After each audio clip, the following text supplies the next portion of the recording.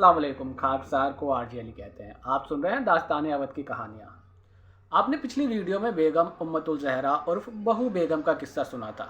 चलिए आज आपको लखनऊ के एक और बेगम साहिबा का किस्सा सुनाते हैं, जिनका नाम शमसुन्निसा था और नादान महल बेगम के नाम से जानी गई। सास की नवाबी में मिल्कियत और मालिकाने की खुशबू थी, तो बहू की नवाबी में मासूमियत और अनजानेपन का रंग भी कुछ कम न था।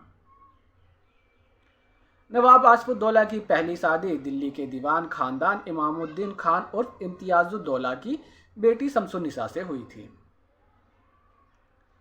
सन 1766 में इस शादी में केवल सिर्फ 24 लाख रुपए खर्च हुए थे, और वो भी उस जमाने में जब रुपए का 30 सेर गेहूं मिला करता था। इस ब्याह में शिरकत करने के लिए दिल्ली के बादशाह शाह आलम और बेगम सोलापुरी भी आई हुई थी। शमसुन्निसा लखनऊ के दौलत खाना शीश महल में 7 पर्दों में रहने वाली बेगम थी। नवाब साहब से उनकी अधिक बनी नहीं, इसलिए वे महल के दायरे में इस कदर बनकर रह गईं कि उन्हें बाहरी दुनिया की कोई खबर ही नहीं थी। वह इतनी भोली और नादान थी कि उनके जैसा नादान महल बेगम अवध में मिलना मुश्किल होगा।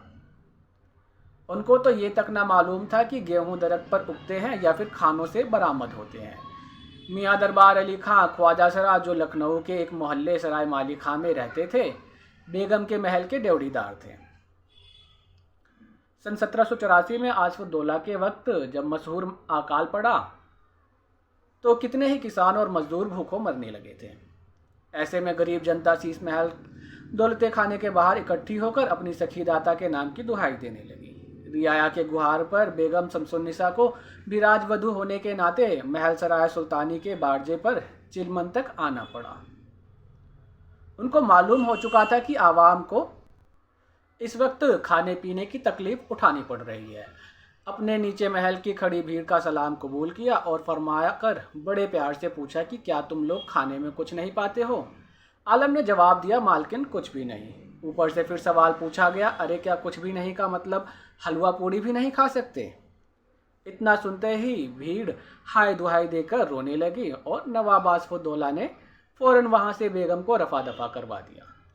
उसके बाद बड़े इमामबाड़े का नक्शा बनवाया जाने लगा और इस तरह 22,000 लोगों की रोजी रोटी का एक अजीब बंदोबस्त हुआ। सुहाग उजड़ने के बाद अवध के प्रथम बादशाह गाजिउद्दीन हैदर के अहद में बेगम शमसुन्निसा प्रतापगंज की अपनी ही जागीर में रहती थी।